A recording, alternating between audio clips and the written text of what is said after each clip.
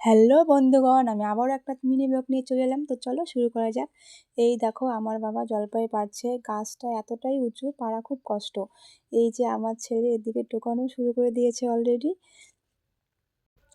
গাছে অনেক জলপাই আছে আর অনেক বড় বড়। আর জানো তো, জলপাইগুলির মধ্যে একটার মধ্যেও পোকাও নেই। আর এইদিকে আমার ছেলে এতগুলো জলপাই পেয়েছে, এতগুলো জলপাই পেয়ে ভীষণই খুশি।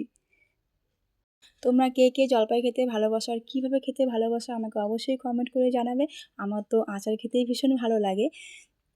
আমি তো ভেবে নিয়েছি এখান থেকে কিছু জলপাই নিয়ে আমি আচার বানাবো। এদিকে আমার বাবার জলপাই পাড়া হয়ে গেছে। তো আমি যে আচার বানাবো সেগুলো তোমার সঙ্গে অবশ্যই শেয়ার করব। আর এদিকে দেখো আমার মা জলপাই ছিঁড়ে ছিঁড়ে রাখছে। তো অনেকগুলো জলপাই পেয়েছিল। আর লাস্টে আমি একটা জলপাই খেয়ে দেখি তো কীরকম।